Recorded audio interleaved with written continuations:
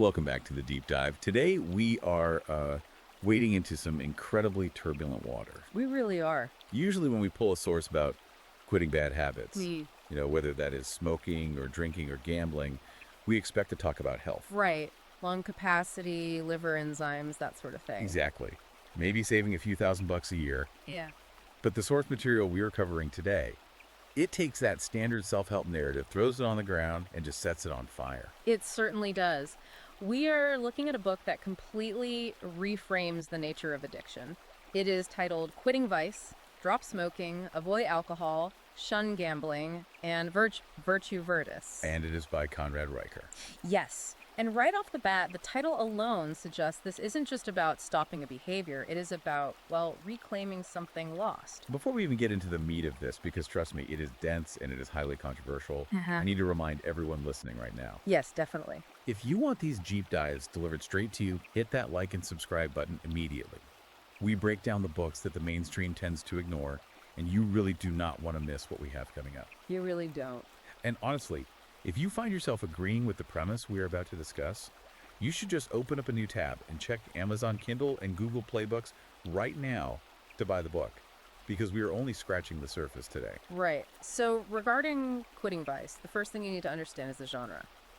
Riker is not writing a medical pamphlet. Not at all. This isn't about how nicotine patches work or, counting calories to avoid beer weight. I was reading the intro, and he explicitly calls this a war manual.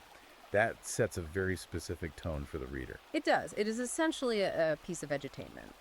And it is written specifically for men who feel the modern world is actively working against them. The central thesis here is incredibly provocative. Yeah, made out for us. Riker argues that male addiction is not just a personal failure. It is not a lack of willpower or some genetic predisposition. Right. He claims it is a side effect, really, of living in what he terms a feminized cage. A feminized cage. That is a heavy phrase. I saw he also throws around terms like gynocracy. Yes, he does. For the listener who might not be deep in these circles, what is he actually arguing there? Well, Riker's argument is that the modern world, specifically the West, has been re-engineered.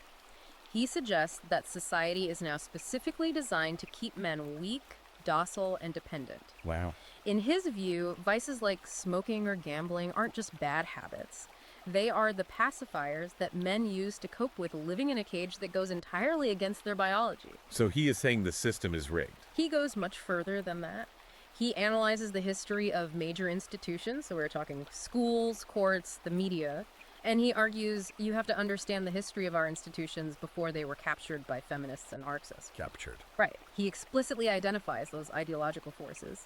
He suggests these institutions have been totally retooled over the last 50 years to suppress natural male instincts and replace them with compliance. That is intense stuff. It frames the whole concept of quitting not as a health choice, but as a political act. Exactly. If you are listening to this and you've ever felt like the deck is stacked against you, or that the world has gotten hostile to just being a man, you are going to want to pick this up.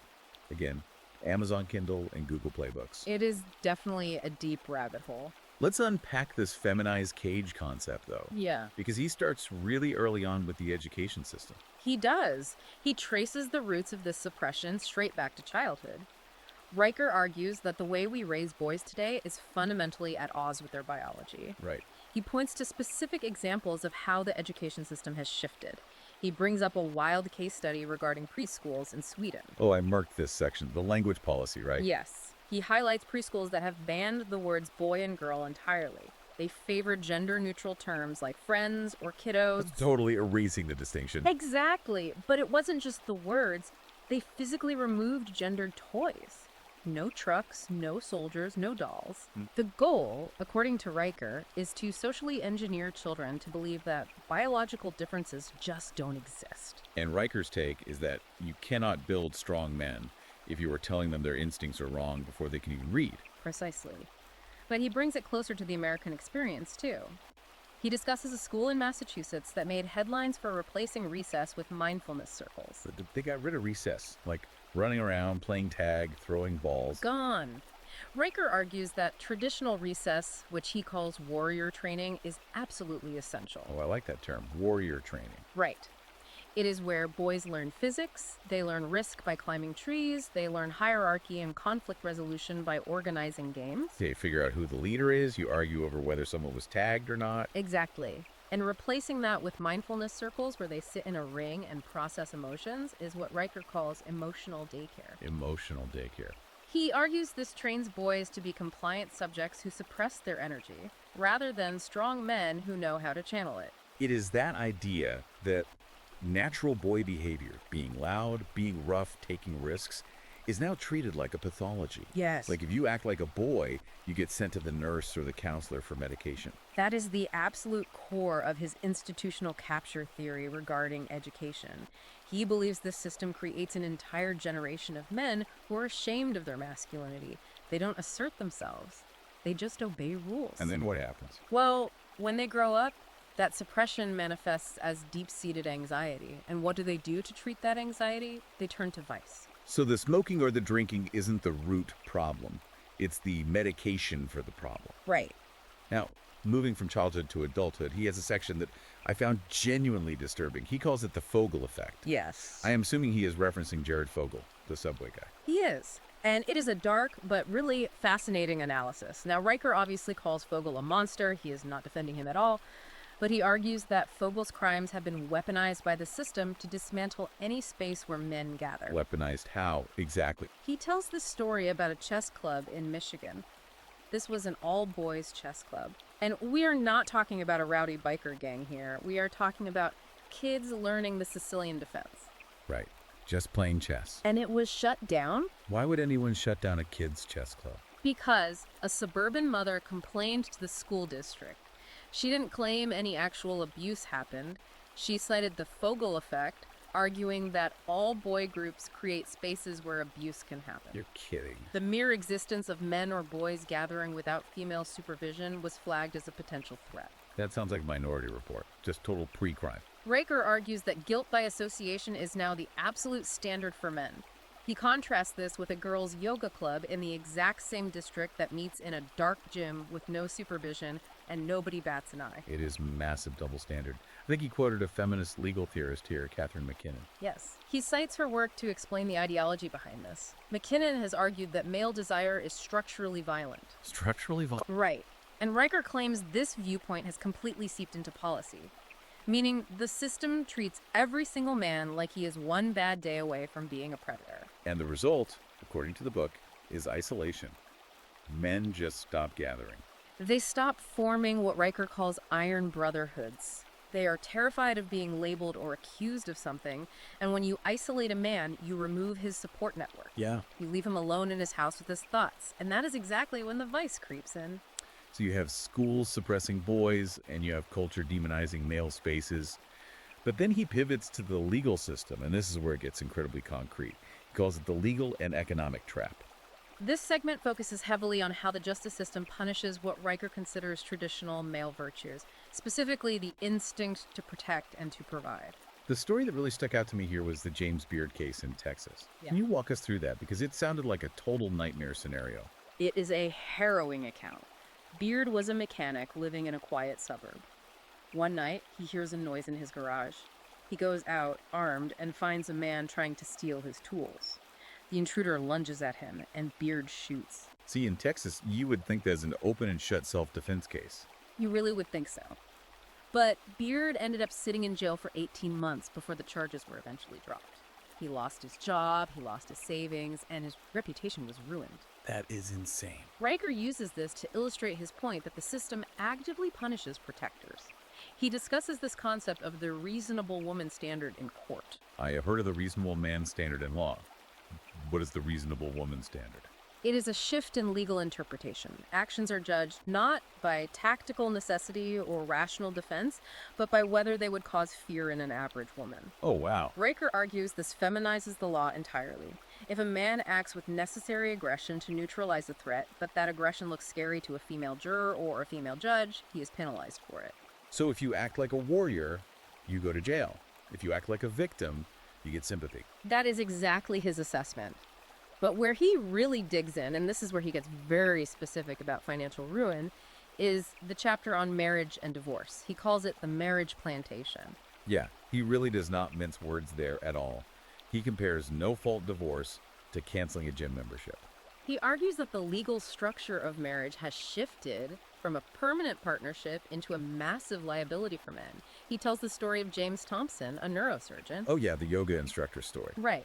His wife leaves him. No abuse, no infidelity on his part. She just leaves for her yoga instructor. Right. Because of the sheer disparity in income, the court awards her primary custody and massive support payments. Brutal.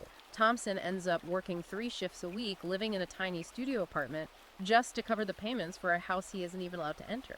He calls himself a human ATM with visitation rights. That is just brutal. But how does Riker connect this back to smoking or drinking? This is the crucial link in the book's thesis. Riker cites a 2023 statistic from the Journal of Divorce and Remarriage. Men who lose their homes in a divorce are 7 times more likely to develop nicotine dependence within 18 months. 7 times. That is a massive correlation. Riker argues it is not just about stress, it is about the total loss of agency. When a man is stripped of his purpose, his home, and his children, smoking isn't just a habit anymore. It's something else. It is a coping mechanism for being disarmed. It is almost like he's saying, I can't control my kids, I can't control my bank account, but I can control this cigarette. That is the exact psychological mechanism he describes. It is the one single thing the state hasn't taken from him yet. So we've got the mind, we have got the laws.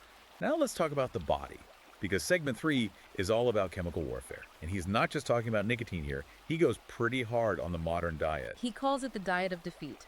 Riker links modern male decline directly to the shift away from animal fats and towards seed oils. Like soybean, corn, canola oil. Yes. He traces this back to the McGovern Report in the 1970s, which he claims was based on completely faulty science that demonized saturated fat. I notice he has a particular hatred for soy. He literally calls it chemical castration. What is the science he's using to back that up? He focuses heavily on phytoestrogens. He claims that processed foods and soy isolate, which is found in basically everything from protein bars to hospital meals, are estrogenizing men. Estrogenizing, meaning making them more female. Hormonally, yes. He argues this makes men physically softer, increases body fat, and leaves them completely hormonally compromised. In his view, a man with low testosterone and high estrogen is naturally more passive and much more susceptible to addiction. So the food makes you weak, and then the media keeps you hooked. He has this concept called the red flash reflex. This really clicked for me when I read it. It is a brilliant behavioral conditioning concept. Think about the breaking news banner on cable news networks. Right, the bright red banner flashes on the screen, the dramatic swoosh music plays. Riker explains that this is intentionally designed to spike your cortisol levels. He tells the anecdote of a former Marine who was trying to quit smoking. Oh, I love this guy. Yeah, this Marine realized that every single time CNN or Fox flashed a crisis alert, his hand automatically went to his pocket for his lighter. Wow. It wasn't a conscious choice at all. It was a purely Pavlovian response to the stress cue. The media engineers the panic triggers the cortisol, and the cortisol demands the nicotine. Exactly. The information environment is designed to keep you in a perpetual state of low-level fight or flight, and panic sells vices. I love that Marine solution, by the way. He only listens to shortwave radio now. He says, if it is not worth a Morse code signal, it is not worth my attention. That is hardcore. It is extreme, sure, but it perfectly illustrates the author's point. You have to actively curate your inputs if you want to control your outputs. Now, we have to talk about the vice he hates the most.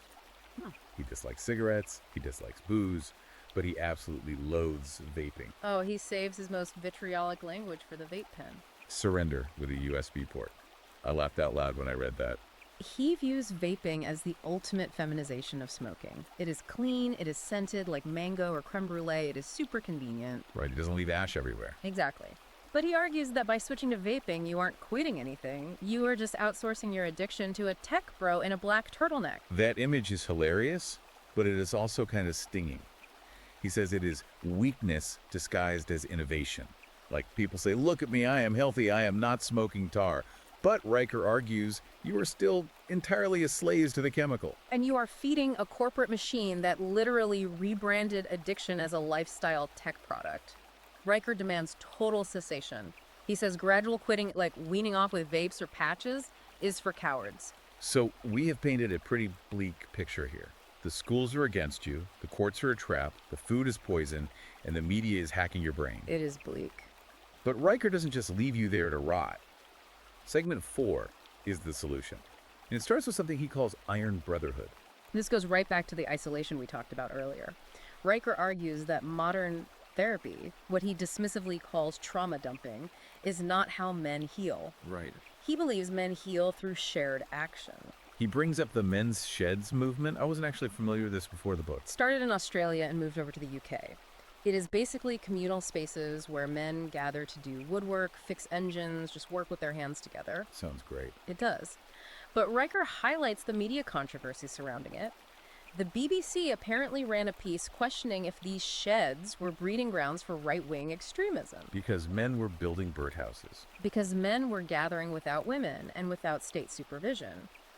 Riker says this proves his entire point about the feminized cage, but he argues men absolutely must ignore that societal pressure. They just have to do it anyway. Yes, they need to build things, they need to fix engines, hunt, lift weights. He says homosociality, which is men just being with men, is not homosexuality, it's biology. It is that idea that you don't look at each other and cry about your feelings. You stand shoulder to shoulder and you work on a problem together. Correct. And that male support network is required for his actual protocol for quitting vices. He calls it Hell Day. And this is not for the faint of heart. The Hell Day protocol. I read the list. It is 72 hours, no nicotine, no caffeine, no entertainment whatsoever, cold showers, and 20 push-ups every single hour. Every hour. Even at 3 a.m. Even at 3 a.m. The book implies you aren't going to be sleeping much anyway during the acute withdrawal phase. The core philosophy here is you don't negotiate with a tyrant, you kill it. I see. He believes that the sheer physical suffering of those 72 hours completely breaks the psychological hold of the addiction. Why the push-ups, though? Is it just to make it as miserable as possible? Not just that. Riker argues it is about hijacking the dopamine loop. When the craving hits, your brain is demanding a reward. Right. By dropping and doing 20 push-ups, you are punishing the craving with physical exertion, but then you are rewarding the body with natural endorphins afterward. You are literally rewiring the brain to associate craving with battle. It reclaims your identity. Yeah. You are not a quitter whining about a headache on the couch. You are a warrior surviving a siege. Exactly. And once you break the chemical chain, you have to fill the void it leaves behind. This is where his concept of purpose over pleasure comes in. He tells the story of the welder in Amarillo. The guy with the Ford F-350. I love this story. It is a perfect illustration of his point. This man was smoking a pack a day, watching Netflix every single night, just feeling totally miserable and drained. He calculated the cost in both money and time. And then he made a huge change. He stopped the streaming, he stopped the smoking cold turkey, he took that money and bought a junked 1990s Ford F-350, and he spent 6 months rebuilding it from the ground up. He ended up selling it for 18 grand, right? He did, but Riker makes it clear the money wasn't the point. The point was that purpose overrides biology. When the man had a mission rebuilding that engine, hunting down the parts, solving the mechanical problems, he didn't need the cheap dopamine hit from the cigarette anymore. He was getting it from the achievement. That is the absolute key takeaway for me. If you just take away the vice, you have a massive hole in your life. You have to fill it with something heavy, something real. Exactly. A man without a mission is just a man waiting to be addicted to something else. So we are coming to the end here, and Riker wraps the whole book up with a mental exercise he calls tombstone visualization. It is a very stoic exercise. He asks the reader to mentally write their own eulogy, but not the fake one where everyone says you were a nice guy, the real one, based entirely on your current trajectory. Like, here lies a man who spent 40 years watching TV and smoking in his garage. Ouch. Yeah. Yeah, that hits hard. It really does. He challenges the listener. Will you honor the ancestors who survived ice ages, saber-toothed tigers, and global wars just so you could exist? Or will you die what he calls a beta male with a nicotine AV drip? It is brutal motivation, but I think for a certain type of guy, that is exactly what they need to hear. They don't need a hug, they need a swift kick in the pants. And that is exactly what this book is. It is an ultra-long, incisive, and fascinating look at modern male dynamics. Whether you smoke or not, the analysis of the captured institutions and the detailed history of how we got here is worth the price of admission alone. I agree completely. So if you are listening to this and you are nodding your head right now, or even if you are getting angry but you want to understand the argument, you need to read the full battle plan. Go to Amazon Kindle or Google Playbooks right now and buy Quitting Vice by Conrad Riker. We have only scratched the surface of the history he covers. There is so much more in the text about the specific laws, the total breakdown of the family courts, and the biological mechanics of addiction. And if you want the really uncensored stuff, the stuff that probably cannot even go in the book because it's too hot for Amazon, you need to follow the author directly. Definitely. Go to Substack and follow at Conrad and Riker. Do it right now before the genocracy bans him. He definitely seems like the exact type of voice that major platforms try to suppress, so getting on his direct list is probably a smart move. Absolutely. So here is the final thought to leave you with today. We talked about health, we talked about money, and we talked about the courts. But Riker poses a much bigger question for you to chew on. Right. If the entire system, the media, the corporations, the government, is designed to keep you weak, addicted, and profitable, is staying sober actually the ultimate act of political rebellion? It is a powerful idea. Sobriety as sovereignty. Think about that the next time you reach for the lighter. That is it for this deep dive. Don't forget to hit like, subscribe, and stay sovereign out there. We will see you next time.